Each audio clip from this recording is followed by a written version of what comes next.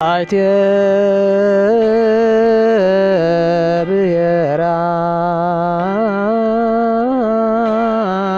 ለጥበብ ሰላም ጥዕና ይሃበለይ ኩራት ተኸታተልቲ ሚድያ ጠበብራ ሎማዓንቲ ተራኺብና ዝኔና ኣብ ሰሙን ህማማት እዩ ሰሙን ህማማት ከም ዝፍለጥ ኣብ ቀዳማይ ጴጥሮስ ምዕራፍ 2 ቁጽሪ 24 ንሕና ካብ ሓጢያት ምእንቲ ክንርሕቕ ጽድቂ ምእንታን ክንነብር ባዕሉ ኣብ ዕንጸይቲ መስቀል ጾሩ ተጸይሩልና ይብሉ ብዚ ተታሒዙ ሎማዓንቲ ኣብ ሰሙን ህማማት ዝለዓሉ ሕቶታት ሰሙን ህማማት ካብ ትርጉሙ ጀሚርና ጥልቂልና ሚስጥር ክነውግዕና ነዞም ሕቶታት እዚኦም ዝምልሱልና ጋሻ ጌርና ዝዓድምናልኩም መምህር ቀሲስ ተክለሃይማኖት ገብረዝጊሄር እዮም በአርከስ መምህር መጀመሪያ ንቃለ መሕተት ፈቃደኛ ብምዃኖም ብሽም ተኸታተልቲ ሚድያ ጠበብራ ኣዝየ መስግን እንኳን ደሓን መጻ እንኳን ደሓን ፀናሕኻ ሃይለ ኣነ እውን የመስግን ሰናይ ኣብ ሰሙን ሕማማት ኢና ዝኒህና እሞ እስኪ ካብ ስሙ ክንጅምር ሰሙን ሕማማት ማለት እንታይ ማለት እዩ በስመ አብ ወወልድ ወመንፈስ ቅዱስ አሐዱ አምላክ አሜን ሰሙን ሕማማት ማለት ሰሙን እቲ ሰሙን ዝብል ሰሙን እዩ እቲ ሕማማት ድማ ሕማም እዩ ሰሙን ሕማማት ክንብል ከለና ግን ርእሲ ፍልጸት ከብዲ ቁርጸት ወይ ከዓ ዕንቅፋት ኢሉ ሕማም ማለት ኣይኮነን እዚ ሰሙን ሕማማት እንብሎ ካብ ሰርኮ ሆሳዕና ፈሊምና እስካብ ፍርቅለይቲ ትንሳኤ እናኽብሮ እዩ እዚ መድኃኔ ዓለም ኢየሱስ ክርስቶስ ንቤዛ ዓለም ኢሉ ካብ ሰማያ ሰማያት ወሪዱ ካብ ቅድስተ ቅዱሳን ንተንጽሃን ድንግል ማርያም ተወሊዱ ካብ ስጋ ስጋ ካብ ነብሳ ነብሳ ተዋሂዱ ፍጹም አምላክ ፍጹም ሰብ ኮይኑ ኣብ ምድሪ ን33 ዓመት ተመላሊሱ ብዙሓት ተኣምራት ገይሩ ካፍቶም ዝገበሮም ዝተጻሓፉ ዘይተጻሓፉ እውን ዝበዝሑ ከም ቅዱስ ዮሐንስ ዝበሎ ዓብይ ጾም ወይ ጾም 40 ጾምና 40 ጾም ምስተወደአ ቀጽላ ዘላ ሰሙን እናኽብረሉ እዩ እዛ ሰሙን ሕማማት እዚኣ ናይ አዳም በደል ናይ አዳም ዓገብ ናይ አዳም ግፍዒ አዳም ንእግዚአብሔር ዝበደለሉ አዳም እግዚአብሔር በዲሉውን ናብ ምድሪ ዝወረደሉ ገነት ዝሰኣነሉ ጎይታ ምስ ጎይታ ዝተጸላሉ 5500 ዓመተ ዓለም ዘይኮነ ዓመተ ፍዳ ዓመተ ኩነኔ ዓመተ ዓለም ብልማዳዊ ባህላ እዩ ህዝበ ክርስቲያን ዓመተ ፍዳ ዓመተ ኩነኔ ኢልና እናሓስቦ 5500 ነተን 5 ዕለታት ካብ ሶኒስ ካብ ዓርብ ዘለዋ 1100 እናሃበና ኢና እናሓስብ ስለዚ ሰሙን ሕማማት ማለት አምላኽና መድኃኔ ዓለም ኢየሱስ ክርስቶስ ስለ በደልና ስለ ኃጢአትና ነስአ ደዌነ ወፀረ ሕማመነ ቆስልና ቆሲሉ ሕማምና ሓሚሙ ደዌና ተሰኪሙ ኢሳይያስ ምዕራፍ 53 ከም ዝበሎ ስለ ቤዛና ንዓና ካሕሳይሉ ዝረኸቦ መከራን ስቃይን ካፍታ ከመኽስም ድሕሪ ተጽኢኖ ዘሎ ስርዓተ ዑደተ ሆሳዕና ምስተፈጸመ ድሕሪ ተጽኢኖ ምስተፈጸመ ካፍቲ ሰዓት ንሱ ፈሊምና አይሁድ ዝስብሰብሉ አይሁድ ንክርስቶስ ንኽሰቕሉ ንኽቐትሉ ዝመኽርሉ ግዜ ዝኾነ እቲ ሕማማት ንሱ ነኽብሮ እቲ ሕማማት ንሱ መከራ መስቀሉ መግራፉ መስቀል ምስካሙ እዚ ነኽብረሉ እዩ ስለዚ መድኃኔ ዓለም ኢየሱስ ክርስቶስ ኣብ ዓይንና ኣብ ዓይነ ስጋና ኣብ ዓይነ ሕሊናና ስለና ከም ዝተሰቐለ ጌርና ኣብ ትሽዑን ዝተገርፎ ዝተሰቕሎ እንትፍ ዝተባሃለሉ እዚኦም ብምልኦም እንዘክረሉ ሰሙን ሕማማት እንብሎ ሰናይ እዚ ካብልና 8 ሰንበታት ነይሮም እዮም ካብ ካልእ ሰሙናት ብምንታይ ይፍለጥ ካፍቶም ካልኦት ሰንበታት ዝፍለየሉ ቅዱስ ያሬድ ኩሉ ሰዓት ከም እንብሎ ቅዱስ ያሬድ ንኹለን ሰይምዎን ስለዚ እተን ካልኦት ሰንበታት بمولئ فتحات اللون مسقل مسلام اللون كل سرعات بيت كريستيان بر اللون ካብ ሰርኮ ሆሳዕና ፈሊምና ግን ካብተን ካልኦት ሰንበታት ፍልይ ትብለሉ ዛ ሰንበት እዚኣ ጸሎተ ፍትሓት የለን ኣቐዲሙ እቲ ንሶሙን ሕማማት ዝኸውን ኣብቲ እዋን ንሱ ዝሞት እኳ ተሃለወ ካብ ሰርክ ሆሳዕና ፈሊሙ እስካብ ዝመጽእ ዘሎ ምሸት ሰንበት ዝመውት እንተሃልዩ እስካብ ቀዳም ስዑር ዝመውት እንተሃልዩ ኣፍቲ ዑደተ ሆሳዕና እዩ ኩሉ ፍትሓት ዝግበር ኩሉ ኣገልግሎት ዝፍጸመሉ ስለዚ ምእመናን ህዝበ ክርስቲያን ኩሉ ሳዕ እንታይ ከም ዝገጥመና ይንፈልጥን ኢና ዕንፀይቲ ቆጽሊ ረገፍቲ ወደቕ ተሰበርቲ ኢና እሞ ኩሉ ሳዕ ሆሳዕና ክንከርፍ የብልናን ቤተ ክርስቲያን ክትረፍ ዘይብሉ መዓልቲ ኣብቲ እዋን ንሱ ቤተ ክርስቲያን ሓዲርና ጸሎትና ጌርና ቦታትና ቤተ ክርስቲያንና ትፍጽሞ ስርዓተ ጸሎት ብምሉኡ ኣዳሚጽና ኣሜን ኢልና ገገዘና ክንከይድ እዩ ዝግበአና እሞ ብዝበለጸ ብጽኑዕ ሰሙን ሕማማት እናሓስበላ ዝኾነት ተመዓልቲ በዚያ ፍልይ ትብል ስናይ ኣብ ሰሙን ሕማማት ካህናት ጸሊም ልብሲ ይለብሱ እሞ እዚ እንታይ እዩ ሚስጥሩ ኣብ ሰሙን ሕማማት ኣቦታትና ካህናት ንምንታይ ጸሊም ክዳን ይኽደኑ ዝብል ሕዚ ሕማማት ኢና ንዘልና ካብ ስሙ ሕማም እዩ ኣብ ሕማም ብሩህ ገጽ የለን ኣብ ሕማም ሕጉስ ገጽ የለን ኣብ ሕማም ስቃይ እዩ ዘሎ ኣብ ሕማም ቃንዛ እዩ ዘሎ ኣብ ሕማም መከራ እዩ ዘሎ ኣብ ሕማም ከም ድላይካ ትዛረበሉ ከም ድላይካ ትጎየሉ ትኸደሉ የለን ኣብ ሕማም ተቐይድካ ተታሒስካ ኢኻ ዘለኻ ስለዚ ከም ተቐድም ኢለ ዝበልክዎ ሰሙነ ሕማማት ናይ 5500 ዓመተ ኩነኔ ዓመተ ፍዳ እናሓስበሉ ነንሕድሕደን 5 መዓልትን 601 መዓልትን ሂብና እነኽብረሉ ኢና ኸበልናዮ ዓመተ ኩነኔ ናይ ሓዘን ዓመተ ኩነኔ ናይ ድንቁርና ዓመተ ኩነኔ ናይ ምፍልላይ ዓመት እዩ ተዓመት ንሱ ስለዚ ሓደ ሰብ ሕዝውን ከም ባህሊ ክንሪኦ እንከለና ናብ እንዳ ሓዘን ናብ እንዳ ብኽያት ናብ ሞት ሬሳ ዘለዎ ክንከይድ እንከለና እናሰሓቕና ይንኣቱን ወይ ድማ ነቲ ሓዘንተኛ ከይድና ሕቑፍ ኣቢልና ይንስዕሞን እንታይ ዳእና ንገብር እናበኸና እናኣቱ እናነበዕና እናኣቱ እቲ ዝግበር ስርዓት ናይቲ ኣብቲ ሬሳ ኣብቲ ዝሞተ ሰብ ዝዓረፈሉ ኩሉ ስርዓት ምስ ተፈፀመ ኢና ናብቲ ካሊእ ልማዳዊ ክርስትያና ንኣቱ ስለዚ ሕማማት 5500 ዘመን ጸልማት እዩ ነይሩ ቅዱስ ጳውሎስ እውን ከም ዝበሎ ሓለፈት ሌሊት ወመጽአት መዓልት ይብል እዩ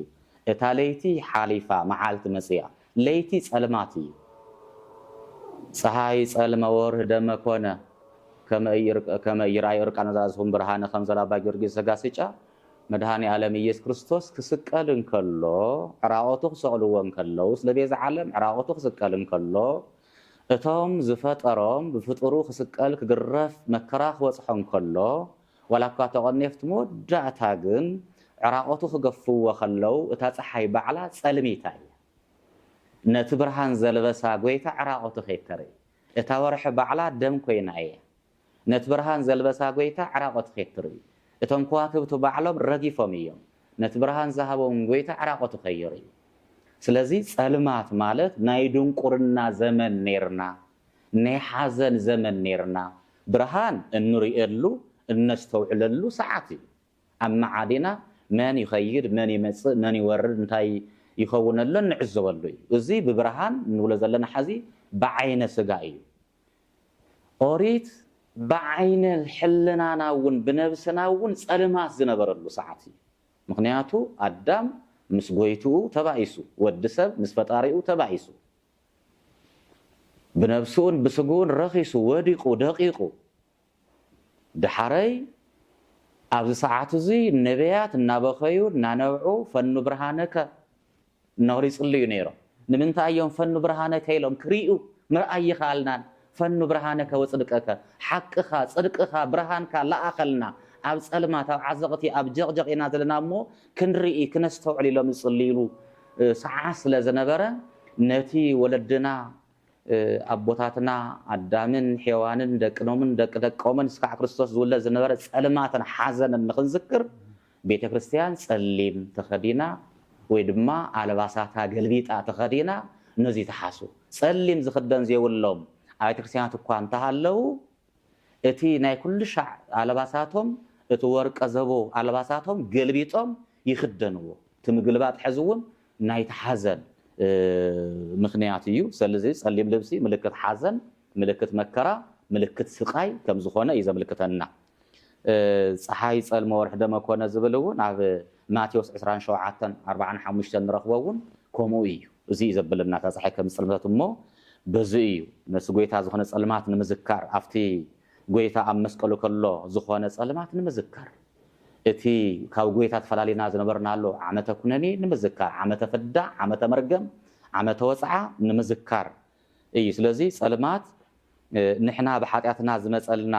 ጸልማት ጎይታ በሕማሙ ከም ዘርሐቀ ንሕና በበደልና ዘምጻናዮ ጸልማት ጎይታ በሕማሙ ከም ዘርሐቀልና ንምዝካር ቤተ ክርስቲያን ጸሊም ተخدን ህዝበ ክርስቲያንውን ተዘግነት ነገር ነሱ ዘኪሩ ይሐዝን ጽቦ ኩር መምህር ቀሲስ ተክለ ሃይማኖት አውሶምን መስቀለይ ንሳለምን ንምንታይና መስቀል ዘይድሳለም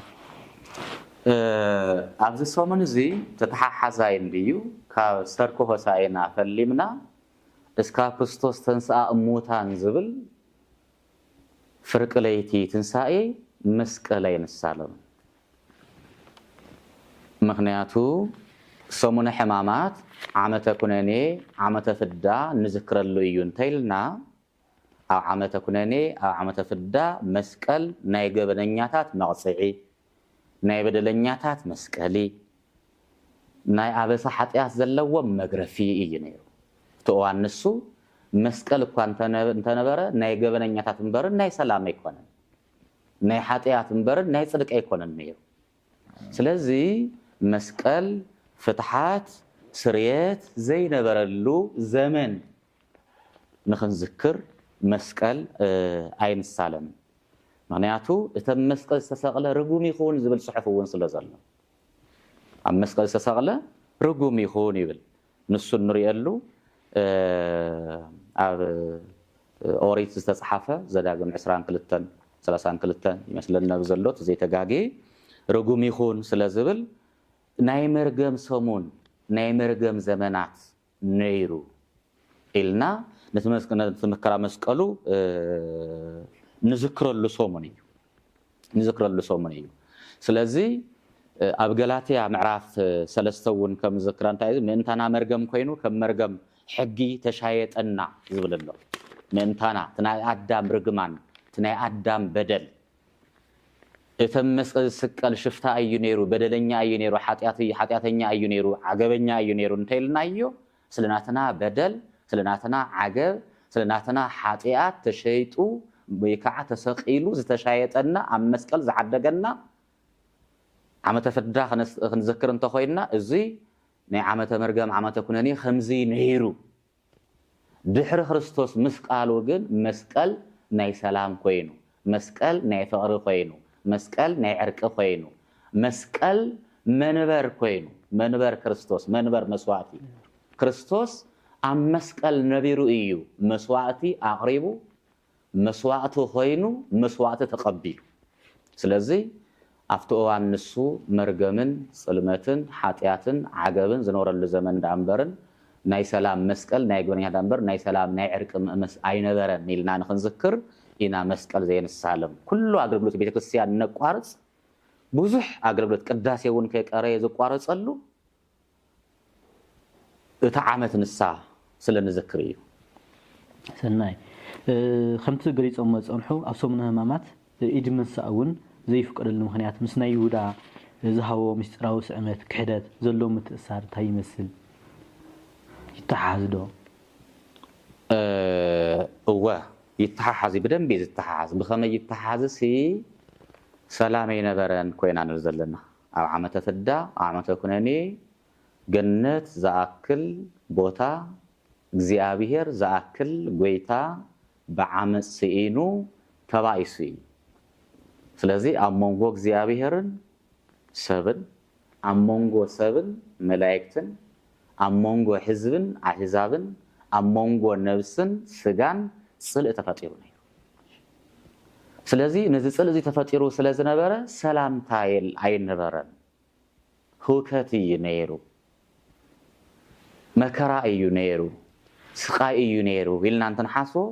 ምስና ይሁዳ ተሓሒዝና ክንሪኦ ከለና ድማ ይሁዳ ንክርስቶስ ብምስዓም በሰላምታ እዮም መሐሊፍ ይህብዎ ይሁዳ ንመድኃኔ ዓለም ኢየሱስ ክርስቶስ ናፍቶም አይሁዳውያን ከይዱ አይሁዳውያን ናይ ቤተ መቅደስ ኢየሩሳሌም አገልገልቲ ሊቃነ ካህናት ልቦናኦም ሕሊናኦም ኣብ ቅንዓትን ተንኮልን ክፍኣትን ሕስድናን ስለዝነበሩ ንኡ ከይዱ ሽዑ ይሁዳ ዝጎደሎ ገንዘብ ተሓዝ ገንዘብ ሙዳየ ምጽዋት ወይ ድማ ናይ ገንዘብ ሰብሳውን ስለዝነበረ ካፍታ ናይታ ሽቶ ገዚኣ ዝላኸየቶን መድኃኔ ዓለም እውን ዘምለጦ 30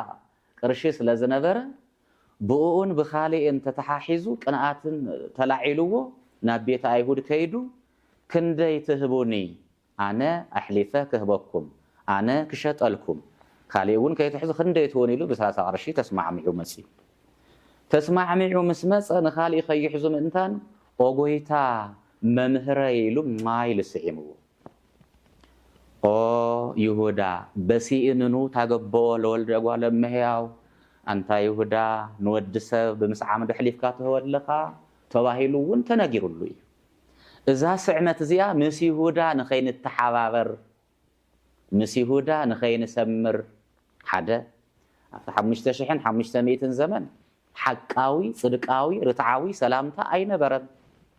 ምስላዊ እዩ ነይሩ በዋንኡ በዓብይኡ ድማ ይሁዳ ዝገበሮ ሰላምታ ንበደል ንዓገብ ንሓሶት ንስርቅ ዳእምበር ንጽድቅ ስለዘይነበረ ሙሱ ንኸይንተሓባበር ኢና ኣብ ቅዳሴ ዲያቆን ጸልዩ በእንተ ሰላም ፍጽምት ክብል ከሎ ጸልዩ በእንተ ሰላም ፍጽምት ወፍቅርተ አምሁ በይናቲኩም በአምሃ ቅዱሳት ክብል ከሎ ኣብዚኣ ኣፍታ ምስጢራ ዛብዚኣ ዘና ስለ ፍጽምት ዝኾነ ሰላምታ ፍቕሪ بعرس بعرسهم تسععمو ديبللو أفتا مستران تأيزبل ديابلوساوي إيساواوي يهوداوي زي كونه سلامتا فتصم سلامتا حاسوتن بحلتن زي بالله سلامتا سلامتا باهايلكم تسععمكم ناقدو سقون كوردو من حلفو إيات بالزيا مرقاقز إتيا حزي ولاكوا قداسي انت زي هالو حزي مستاناي يهودا سلامتا نخين حبرينا سلام زين بهاي انبر ቤተ ክርስቲያን ኩሉ ግዜ አዶ ሰላም ያዶ ፍቅር እያ ስለዚህ ሙስየ ተሓሒዛ ቤተ ክርስቲያን ተሶሙነ ሕማማት ወርሃ ሓዘን ስለዝኾነ ሕዙ ምስናይ ሓዘን ስለዘለና እቲ ክርስቲያን እቲ ብክርስቶስ ኢየሱስ ስም ዝተጠመቀ ዝኣመነ ውላድየ ናይ ክርስቶስ እየ ክርስቲያናዊ እየ ዝብል ሰብ ኣብ ሓዘን እዩ ዘሎ ልክዕ ከምቶ ሓዘን ከይድና ሓዘን ቀደም ኮፍ ኢልና በኺና ነቢዕና ቆዚምና ዳሓረይ ናፍቲ ምስዓዓመን ምጽንዕና ንኸይድ ኣብዛ ሶሙን እዚኣ ድማ ኣብ ሓዘን ኣብ ቁዛመ ኢና ዘለና ከምዚ ገይርና በዲልና ከምዚ ገይሩ ክርስቶስ ካሕሳ በደልና ገይሩልና ንብል ኣብዚ እውን ስለ ክርስቶስ ክንዝክር ስለ ኣዳም ክንዝክር ንኣዳም ንሔዋን ክንወቅስ ኣይኮነን ህዝበ ክርስቲያን ክነስተውዕሎ ዘለና ኣዳምን ሔዋንን ቆጽሊ እዮም መቲሮም ቆጽሊ በለስ እዮም ቀንጢቦም ንሕና ሎምን ንቅንጥቦም ዘለና ቆጽሊ ክንደ እዮም ክንሓስቡን ይዝግበና ሶሙን ሕማማት ታኤና ኮይና ዘይንስዕም ዘይንሳለም ዘይንቆርብ ዘይንሰግድ ዘይንእዘዝ ሕጉን ስርዓቱን ንክርስቶስ ዘይነኽብር ዘለና ኢልና እንተሓቲትና ኣዳም ካብ ዝመተሮ ቆጽሊ ንሕና ዝቆረጽናዮ ዝመተርናዮ ቆጽሊ ይበዝሕ ስለዚ ኣብ ሓዘን ስለዘለና ወርሓ ሓዘን ስለዝኾነ ከም ዝነበረ ንኽንዝክር ኢና እቲ ነገር ንገብሮ ንኽንዝክር ኢና እቲ ሰላምታውን ተሰዓመ ዘይብል ምፍልላይ ኣብ መንጎ ሰብን እግዚአብሔርን ኣብ መንጎ ሰብን መላእክትን ኣብ መንጎ ነፍስን ስጋን ዝነበረ ንብትታን ንኽንዝክር ንኽንሓስብ ዝንገብሮ ስለዚ ኣብ ሓዘን ድማ ቁጽረ ገጽ ኮይንካ ኢኻ ትሓስብ እዚ ጥራሕ ኣይኮነን ወኻዕኻ ኣይትብለን እዚ ሰሙን እዚ ኣብ ሓዘን ክትከድ ከለኻስ ዝኸኣለ እናነበዐ እናበኸየ ዘይካለ ከዓ ናይ ሓዘን ገጽ ሒዙ እዩ ዝኸይድ خمس እናበለ ይኮነን ዝኣቱ ስለዚ ኣብ ናይ ሓዘን ሶሙን ኢና ዘለና ነዚ ስለዝኾነ እዩ ግብረ ኣይሁድ ኣብዚ ሶሙን እዚ ኣይሁዳውያን ይስሕቁ ነይሮም የሽካዕልሉ ነይሮም ይራገጹ ነይሮም ይጭፍሩ ነይሮም ደስ ይልዎም ይሕጎሱ ነይሮም ናይ ኣይሁድ ሓጎስ ከይኾነና ንጥንቀቕ ኣብ ሓዘን ኢና ዘለና أبونا حونا حفتنا ويكعا أبو حونا أبو محزانا أبو قربيتنا ميتو نحزن أبونا زلعالماوي ኢየሱስ ክርስቶስ ዘተማለን ወየም ወክመው እስከ ለዓለም ተማለን ለምን صباح ንሱ ዘላለማው ጌታ ዝኾነ ተሰቅለሉ ዝተገረፈሉ ዝተንገላተዕሉ ክንሪኢን ከለና እሞሃዓስ ለበደልና ስለሓጢያትና ክኸውን ከለ ከዓ ሓዘንና ዕጽፍ ድርብ ይገብሮ እሞሃዓ ከምታ አይሁድ ዝገበርዎ ሓዘን አበሽካዕላልን አመስተን አብዳንስን አብተንኮልን ሰበብ መንግልታዕን አመግፋዕን እንተሃሊና ከዓ ክርስቶስ መንንገላት ይዕዎ አነኸ መንንገላት አለኹ አይሁድ እንተ አየም ገይሮም አነኸ እንተ አይዝገብር ዘለኹ ሎሚ ክርስቲያን በብዘለናዮ ብርኪ ቤት አይሁድ እንተ አይገይሮም አነኸ እንተ አይገብር ኣለኹ ካብ አይሁድ ካብ ቤት አይሁድ ታይፈልየኒ በሐቂ ኣብ ቤተ መቅደስ ኢየሩሳሌም አደባባይ ቀያፋን ሃና እንዲና ዘለና ወይስ ኣብ አደባባይ ዮሐንስን ድንግል ማርያምን ቤተ ክርስቲያን እናዘለና ኣብ አደባባይ ሐዋርያትን ሐዋርያና አወቢና ዘለና ኢልና ኣብ ቤተ ክርስቲያን እንዲገዘለኹ ወይ ሰውናይ ዓለይ ስምዒት ዘለኹ ኢልና ክነስተውዕል ክንዝክር ይግበአና ስለዚ መምህር ሰላም ንዓኻ ይኹን ኢሉ ዝሰዓሞ ይሁዳ እዚ ሰላምታዚ ጌጋን ሓሶት ስለዝነበረ ሓደ እዚ ጌጋ እዚ ከይን ደግሞ ካልኣይ ከዓ እዚ ንኽዝክሮ ይሁዳዊ ኤሳዋዊ ዲያብሎሳዊ ሰላምታ ከይኾነና እዚ እናዘከርና ንቕኒ በዚ ምክንያት እዩ ዝኽልከል توفيتنا بوزي مهاتنا نخبر صبو قويتانا مرحيدنا إيس كورسوس أمسكال كوين تزارهم شو عتقالات اللو كندي ملؤتهم تايكون يخون تم قالات كنت أيون مدهاني عالمي إيس كورسوس اتخل نزفة السمو بناياتو قالي اتقال نسو بحامس إلات ومنفقا لإلات اتولد انولد ولدك ودهك استمرتك وتويزوك بمسكالي وموتي بحمشت معالتن فرقان كاو قالقالكا توليدي أمرابخات ملاليسي تسغيلة مويته كرحنكاي زبل قالاتي لنيريون عد إذ قال زيون كمي كمزخون نبيات الناس الليو نالمنو ناتمهللو እግዚአብሔር መንፈስ ቅዱስ ወን ተኾኸውን ዘለዎ እናዛረቦም መጽዩ ስለዚ እናዛረቦም ዝመጸሉ ኣብ መስቀል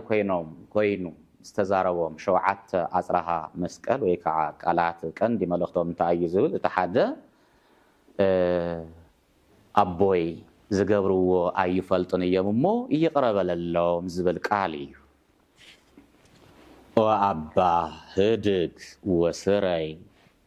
لوم اسمه زي أمره يجبروا أبا سري لوم عبسهم اسمه زي أمره يجبروا أبوي أبزي عبي مالختي نحلفه مؤمنان حمامات كنا خبرن كلنا مبزحتنا في أجرولي عفات كريستيان كويدنا نيتات أنا نيوشات أنا وقعنا إنا نوعل ويد ما سب النعمنا إنا نوعل تزين مس محشنا نيرو نتمزج اللي إنا نربشهم زلنا سلازي مدهاني عالم يسوع كريستوس نمحرته يمسيحات تحنتي نار آيان تيلنا تحنت دما ندحنتي بقى تناي كريستوس مولديو موحديو زين كلتيانيه سلازي ابوي زغبرو يفلطن يمو يقربللهم زبلهم نتم بيت ايهود ليقانه كاهنات بحصوت مسكر امسكيروم سعر سنبتيلهم حموم فويسو لمصا منصيحو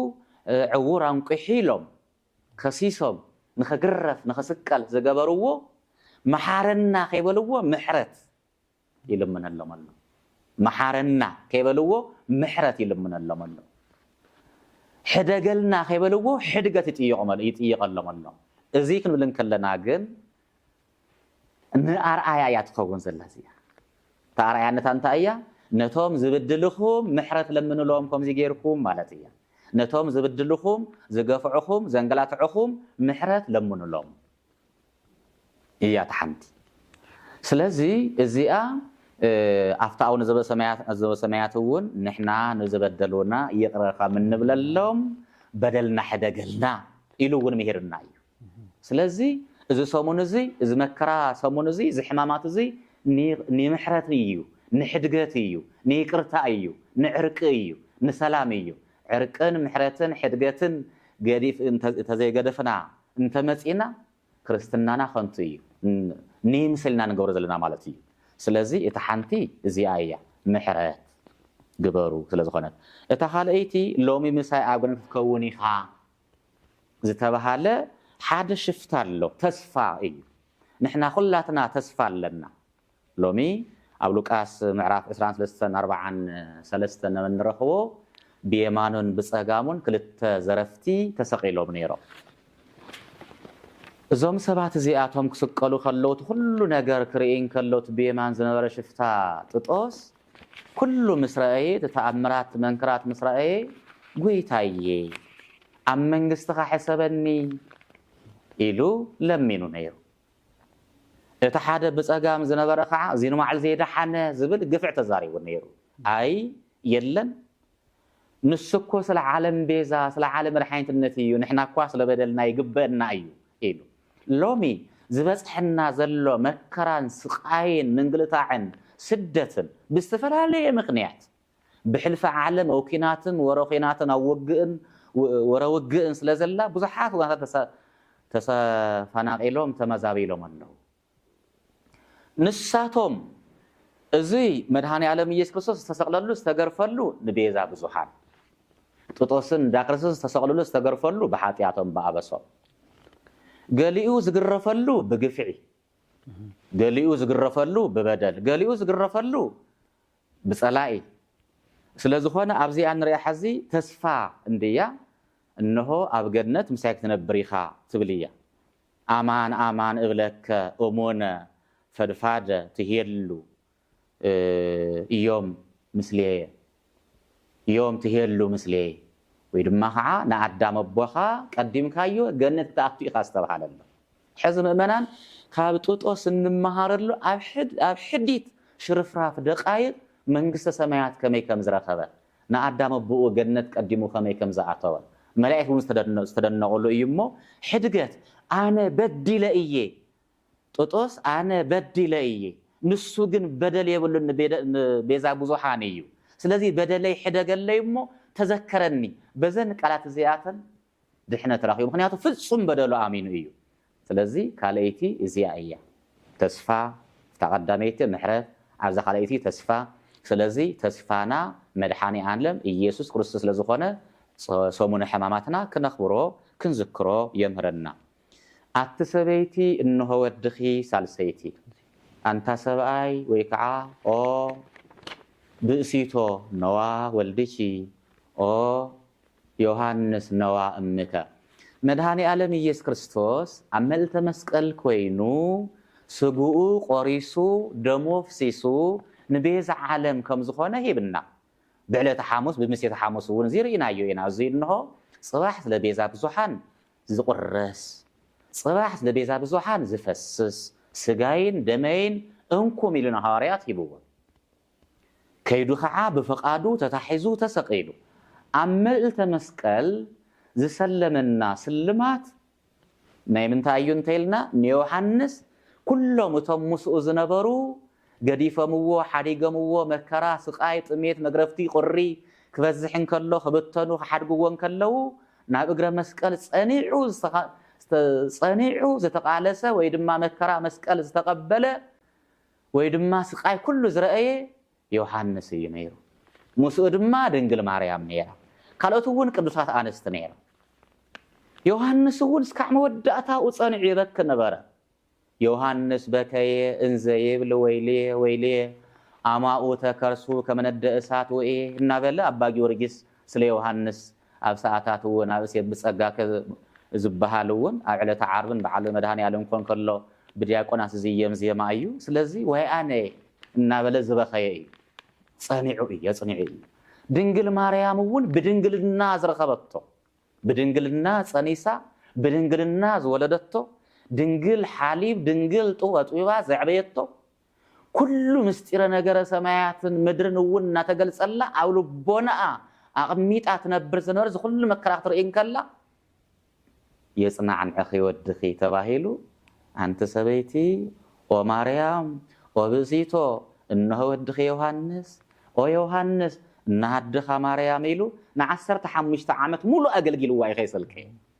ስለዚ ኣብ መልዕልተ መስቀል ቅዱስ ስጉኡን ክቡር ደሙን ጥራሕ ዘይኮነ ፈሲስልና ተቆሪስልናሲ ድንግል ማርያም እውን ተዋሂባትና እያ ኣብ እግሪ መስቀል ንዝነብሩ بكريستنا مكرا سقاي نزنبرو دنجل مريم وين توهابنا ايا بصلوتا بقال كيدانا كنطق سلازي وكيلنا يوحنس دنجل مريم تقبلوا لنا ايو تاسالسيتي زي ايا رابعيتي املاخي سلمنتاي حدكني املاكي لمن تحدكن تبليا تزاريبوا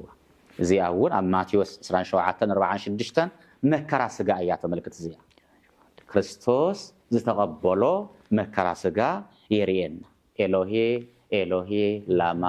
ኤልማስ ሰበቅታኒ ዘበትርጓሚሁ ለምን ተሐድገኒ ማለት እዩ ስለዚህ እዚአቶም ተዛሪብዎም እዩ ንምንታይ መከራ ስጋ ኸርን ከሎ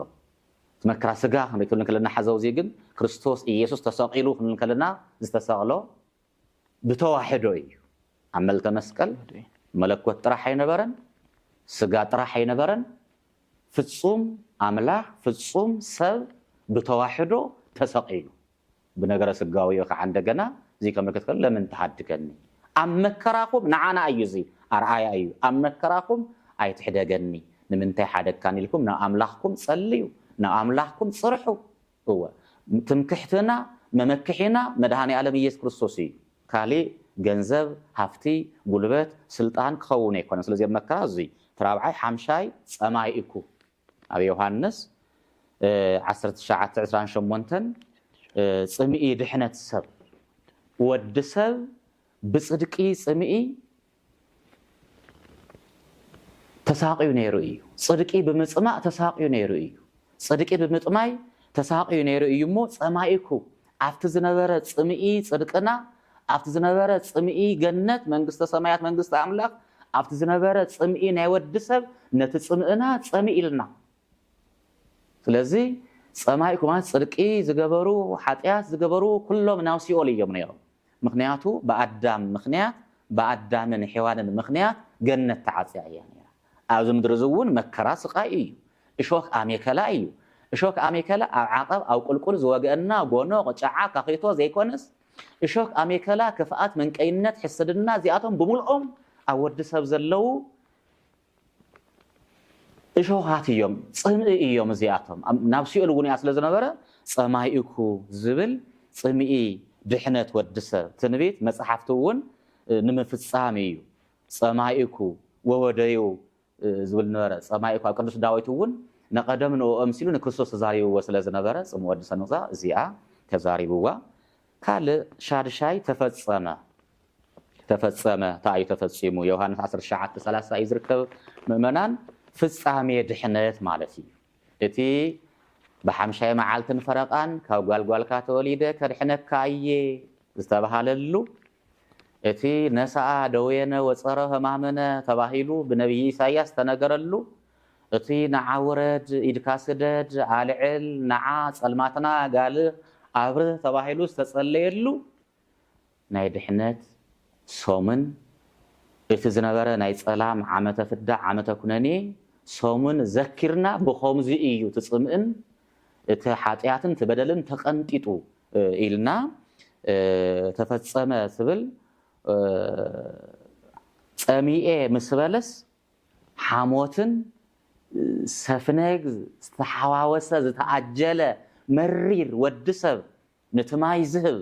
ለዋሃቤ ዝናም ማየ ከልዎ ሓሞተ ወከርቤ አስተይዎ ከምስተባሃለ ነትማይ ዝህብ ጎይታ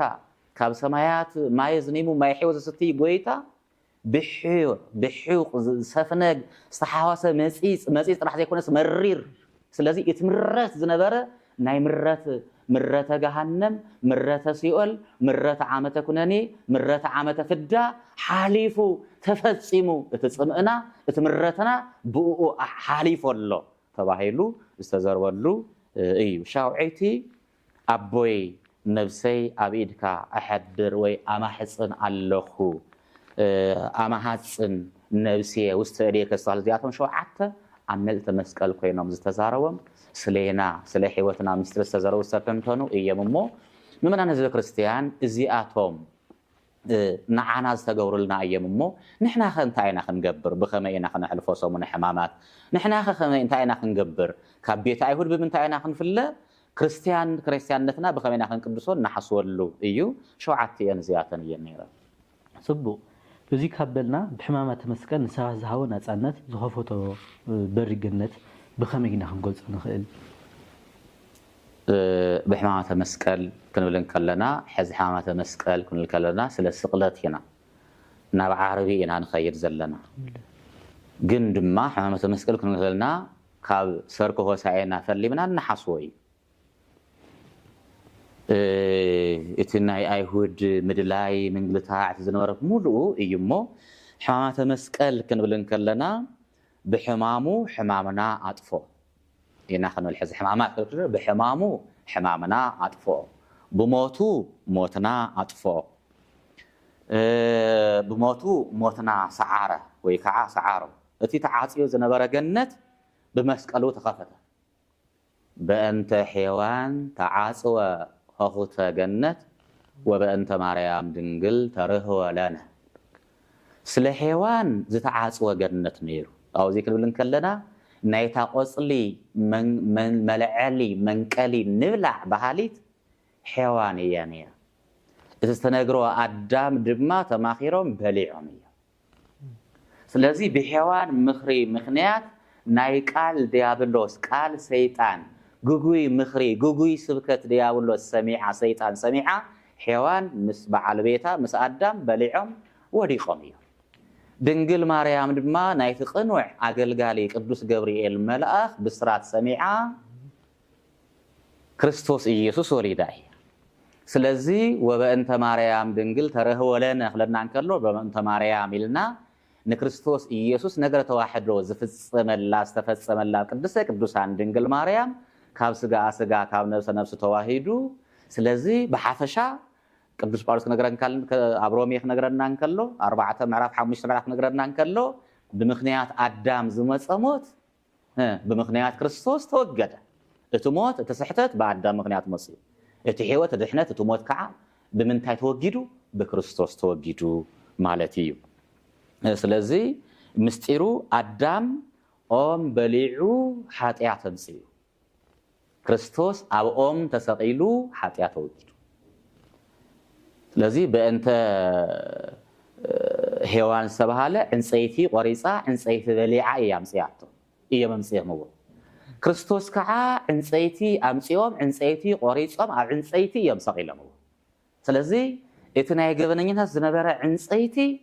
ملكوتاوي دم فسيسلو ملكوتاوي سجع تقريسلو موت زوجت كوين سلذي حمامة مسكال مستي أب عنصيت السقلة رجوم يخون كلون كلنا ترجماننا ونوزي تخينو أو جيرو ولا مالتيو هو أب زداقم 23 ويا تركبتها رجمان استايزل لوا قدوس كيرو لسود نسو نعانا زقبأنا زنبر مرقم وسدون تبرخت هابنا يبل نسو نعانا زقبأنا زنبر مرقم نعانا زقبأنا زنبر مسكل نعانا زقبأنا زنبر حالنجي نعنا زقبأنا زنبرة حاموت نعنا زقبأنا زنبرة نايقولو قوتا عقل نسوة فللنا مو بركة هابنا يبل سلازي نم قويتا بمسكال كموت مرز زبل